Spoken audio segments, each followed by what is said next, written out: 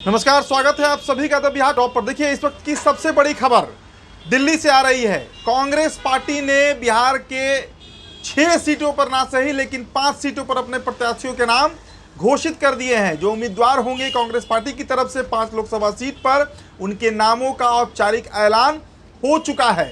पहले उन 5 सीटों पर हम चर्चा कर लेते हैं, फिर एक और सीट जो फंसा हुआ है अभी तक, उस पर भी हम बात करेंगे। देखिए, सबसे पहले पश्चिमी चंपारण से मदन मोहन तिवारी को प्रत्याशी बनाया गया है। इसके अलावा मुजफ्फरपुर से अजय निषाद को, महाराजगंज सीट की बात करें तो वहां से आकाश सिंह को, अखिलेश प्रसाद सिंह के जो बेटे हैं।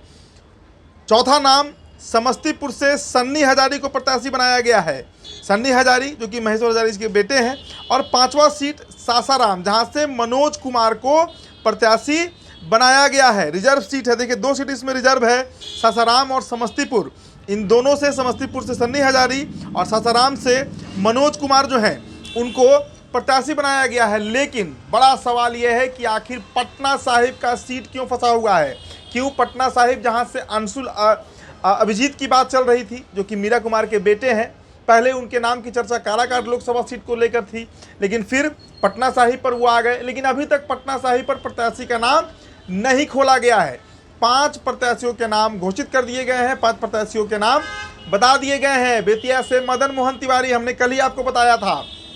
मुजफ्फरपुर से अजय निषाद के नाम की चर्चा थी और वही हुआ भी। इसके अलावा सासाराम में देखिए विश्वनाथ राम के नाम की चर्चा थी, लेकिन वहां पर मनोज कुमार जो हैं उनको प्रत्याशी बनाया गया है। इसके अलावा समस्तीपुर से सन्नी हजारी को प्रत्याशी बनाया गया है। और जो महाराजगंज से आकाश प्रसाद सिंह यानी अखिलेश सिंह ने अपने बेटे को अंतोगत्वा सेट कर दिया, इसकी चर्चा भी थी।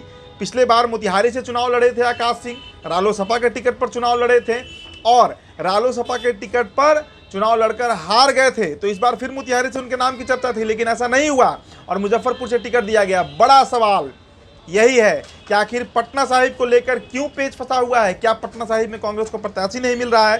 क्या मामला है जो पटना साहिब में अभी तक कांग्रेस ने किसी नाम की घोषणा नहीं की।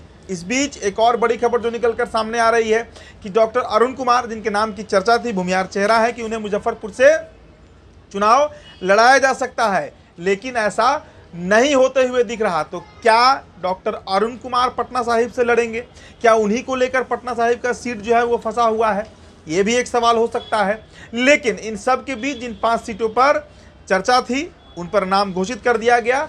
पटना साहिब अभी तक फंसा हुआ है। फिलहाल इस रिपोर्ट में इतना ही। बहुत बहुत